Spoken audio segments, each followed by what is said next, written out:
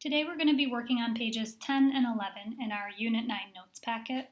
And if you flip ahead to pages 10 and 11, you'll see that it's just more practice with solving quadratic equations that involve completing the square first before solving with inverse operations. So just as a reminder, the reason that we need to complete the square for today's problems is because if you cover up the right-hand side and think about how you would solve this equation, the problem is there's an x in two spots. And we don't know how to solve equations with an x in more than one spot. So in order to use our inverse operations, we need to rewrite this using our completing the square method so that the x only exists in one spot in the equation. So if you remember from the last lesson, our first step is to rewrite the equation with a giant space between the second term and the third term, like this. X squared minus 8x, giant space, minus 65, giant space, equals 0. Now we need to figure out what number goes in those giant spaces. And to do that, we take this second term here, the coefficient on the second term, and we chop it in half. Negative 8 divided by 2 is negative 4. And then we square it. Negative 4 squared, that means negative 4 times negative 4 is positive 16. So we're going to do plus 16 here and minus 16 here because that's like adding nothing to the equation. They cancel each other out. So now that we've done that, we can rewrite these first three terms as the quantity x minus 4 squared, because if you expanded this out, you would end up with this trinomial right here. Two ways of writing the exact same thing. And then we just need to combine these last two terms, negative 65 and negative 16.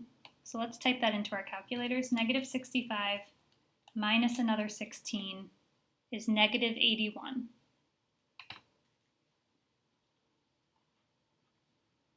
And then we have our equals 0.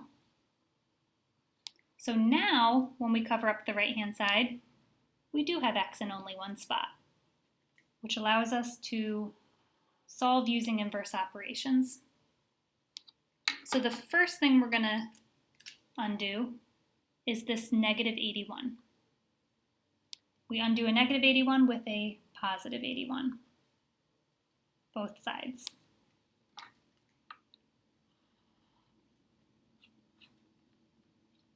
Drop down what's left, which is our x minus 4 quantity squared.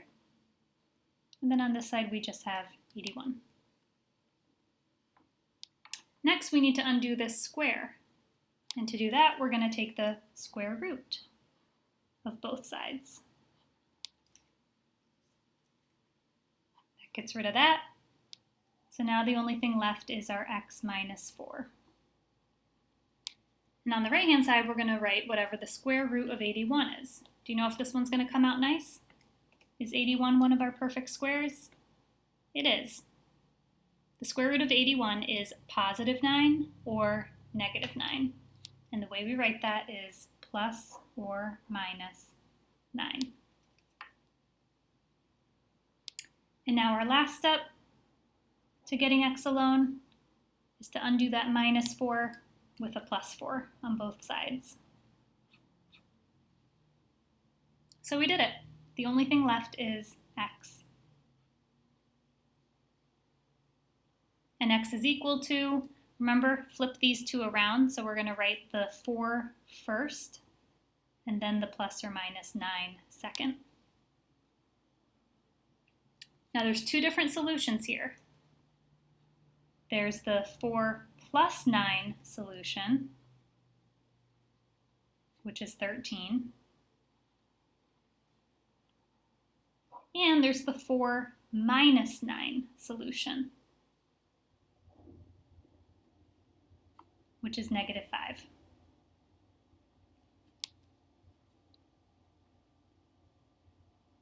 So that means that this quadratic, if you were to draw a sketch of it, maybe it would look something like this, where it's crossing on this side at -5 and this side at +13.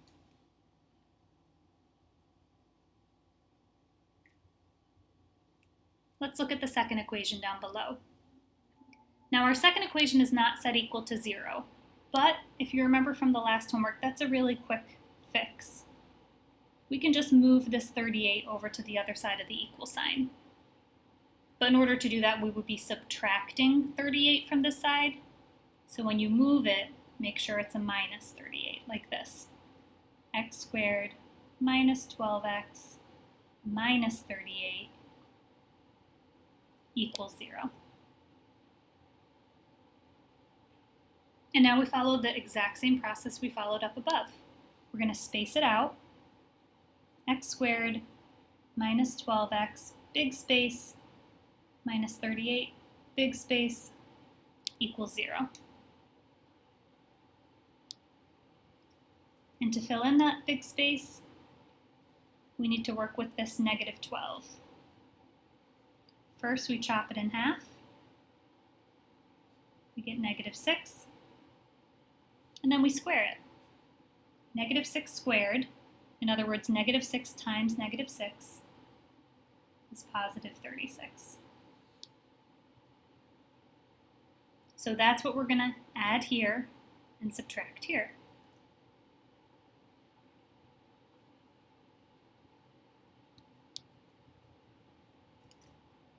Now that we've done that, we can rewrite this equation entirely. The first three terms can be rewritten as the quantity x minus 6 squared. And then we just need to combine these last two terms, our -38 and our -36. -38 minus another 36 is -74.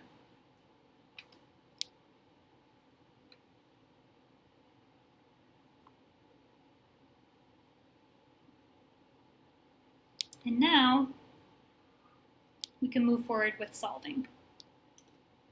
Now that we have it rewritten in a form that is solvable.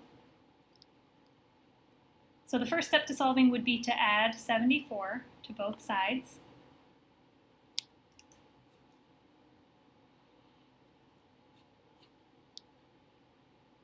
Bring down what's left.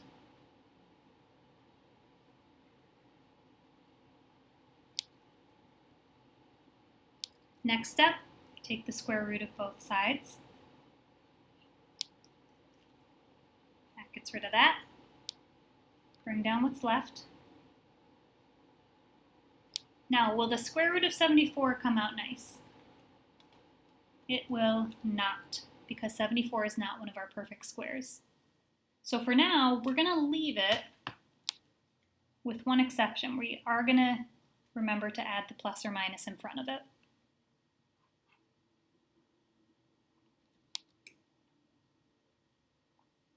And now the last step to getting x alone is to add 6.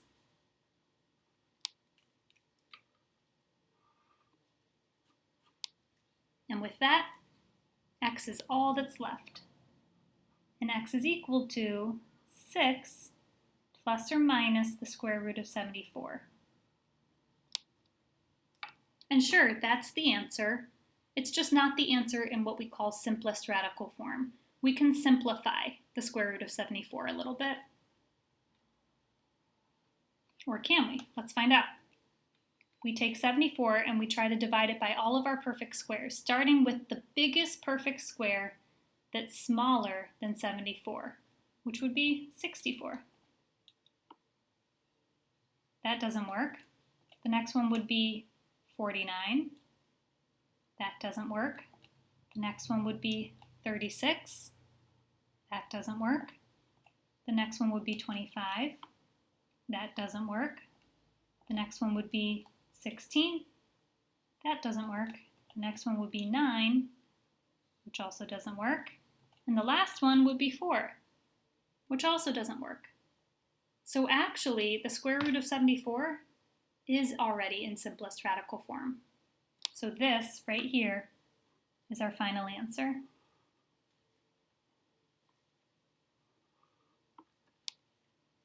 Meaning this quadratic function crosses the x-axis at the value 6 plus square root of 74. So let's see what that would be in decimal form. 6 plus the square root of 74. So around 14.6. And it would also cross at 6 minus the square root of 74, which is right around negative 2.6. Those are the two locations where this quadratic would cross the x-axis. Because remember, sometimes you get nice numbers and sometimes you don't. Sometimes you get rational numbers and sometimes you get irrational numbers. Let's flip to page 11.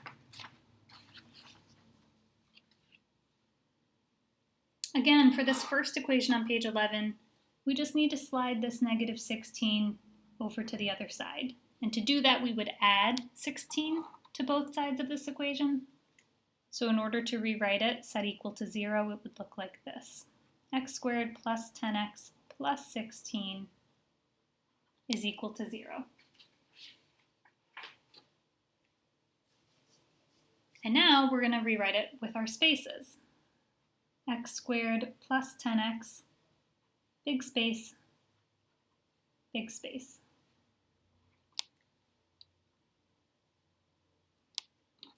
To fill in those spaces, we're going to work with this 10 off to the side. First step is to cut it in half. Half of 10 is 5. Next step is to square it, to multiply it times itself, which is 25. So that means we're going to add 25 here, and we're going to subtract 25 here.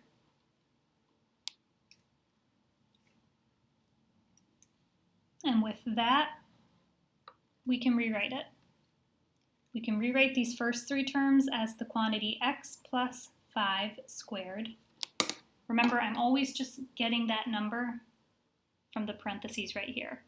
Whatever number's in the parentheses here goes in the parentheses here. And then just combine these last two terms, positive 16 minus 25. Negative 9.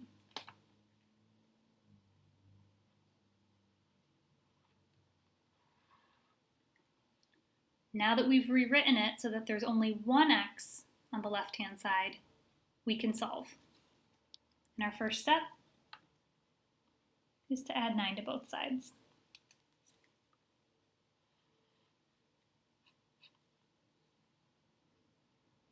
Which leaves us with x plus 5 quantity squared on the left-hand side and 9 on the right-hand side. Next step is to get rid of this square by taking the square root of both sides.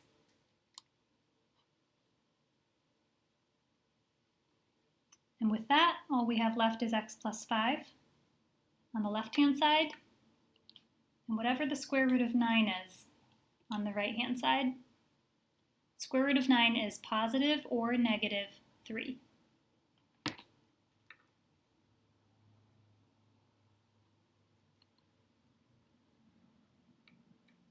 Our last step to getting x all by itself is to get rid of this plus 5 by subtracting 5.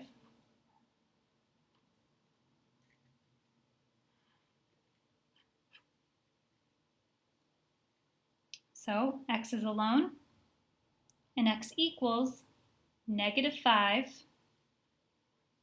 plus or minus 3. So let's break that apart and figure out what our two answers are. Our first answer is whatever negative 5 plus 3 is equal to, which is negative 2. And our other answer is whatever negative 5 minus 3 is equal to, which is negative 8. So if you were to look at a picture of this quadratic, maybe it looks something like this, where it's crossing the x-axis here at -8 and here at -2.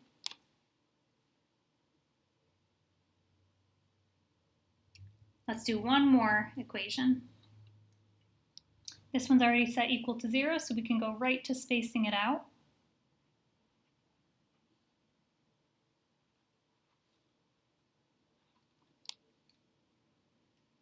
And let's see what number we're going to fill in with. We're going to fill in with whatever number is half of 20 squared. So half of 20 is 10, and 10 squared, 10 times 10, is 100. So that means we're going to put plus 100 here and minus 100 here.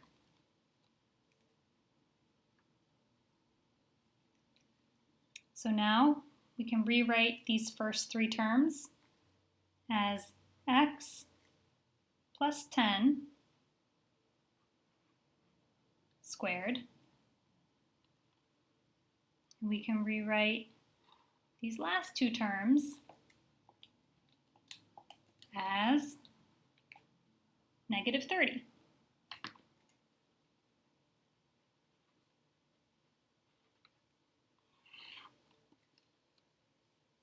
Now we solve. First step to getting x alone is to get rid of this -30 by adding 30.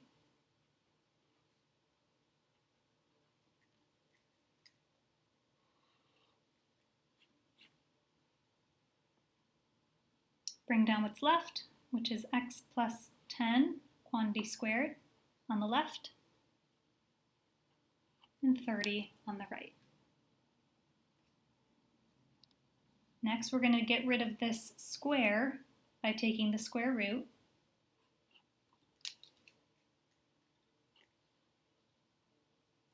And when we do that, the only thing left is x plus 10. And on the right-hand side, we have the square root of 30, which does not turn out nice. So we just leave it as the square root of 30. Just remember to put your plus or minus sign in front of it.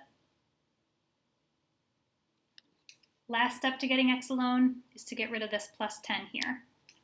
And we get rid of a positive 10 with a negative 10.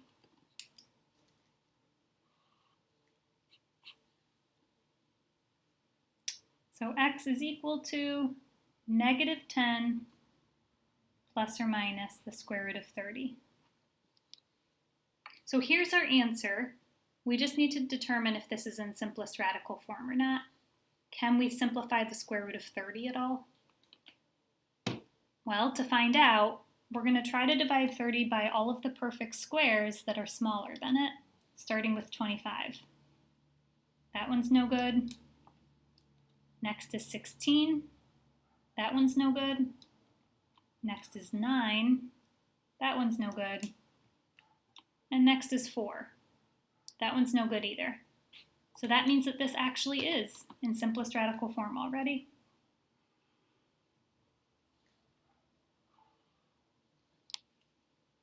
So this quadratic function would be crossing the x-axis at -10 plus the square root of 30, which is at about -4.5 on the x-axis, and -10 minus the square root of 30, which is at about -15.5 on the x-axis. So again, sometimes you get nice answers and sometimes you get irrational answers, but the process is the same either way. So now that we've done 4 examples together, I want you to get your homework out. Open up to homework 5. And this is the first page of homework where there is a front and a back. But here's what I'm going to tell you. On the front, these two answers both turn out to be rational.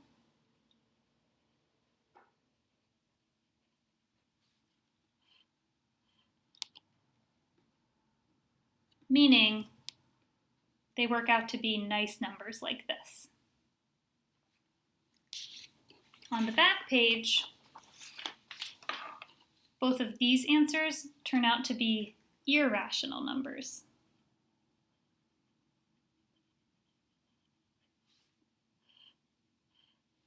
Where you have to write them in simplest radical form, like we did here.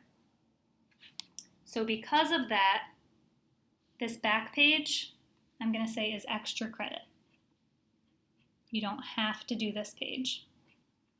But if you're up for a challenge, then by all means, try it.